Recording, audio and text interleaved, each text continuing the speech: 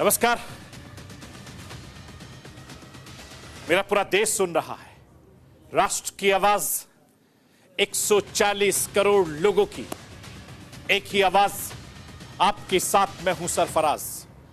मैं सरफराज सैफी आपको बताना चाहता हूं, प्रधानमंत्री नरेंद्र मोदी को केंद्र में सत्ता संभालते हुए 10 साल से ज्यादा का वक्त गुजर चुका है।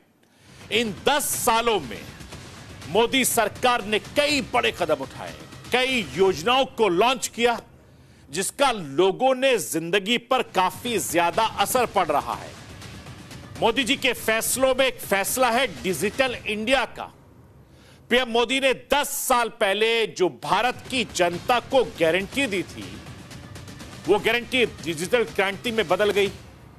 और बीते 10 सालों में प्रधानमंत्री नरेंद्र मोदी के विजन के सहारे जिस तेजी के साथ डिजिटल क्रांति ने देशवासियों को फायदा पहुंचाया, वो किसी करिश्मे से कम नहीं है।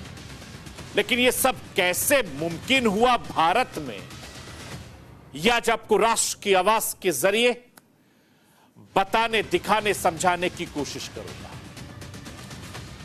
डिजिटल इंडिया की कामयाबी में यूपीआई का बड़ा रोल है।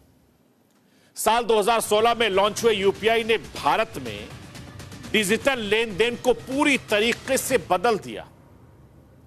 और भारत ही नहीं, विदेशों में भी आप इस सर्विस का इस्तेमाल कर सकते हैं। और पिछले कुछ सालों में भारत के यूनिफाइड पेमेंट्स इंटरफेस ने दुनिया भर में एक नई पहचान बनाई, एक नई क्रांति ला दी।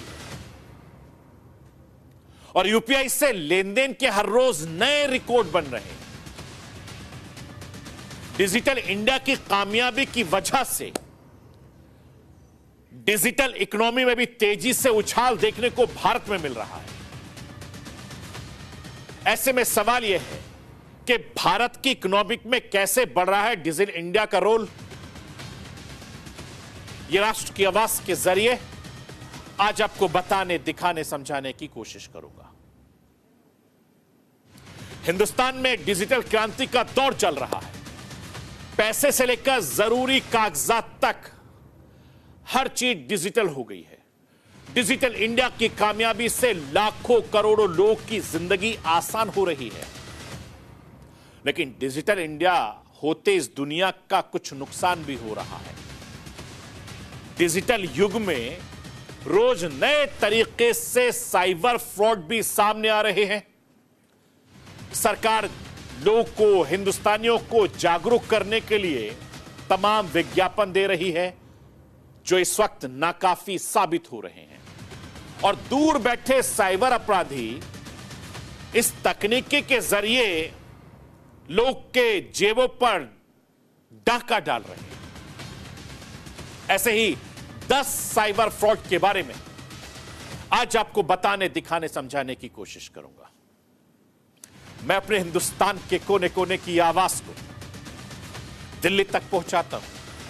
दिल्ली की आवाज को देश दुनिया के कोने कोने तक पहुंचाता हूं।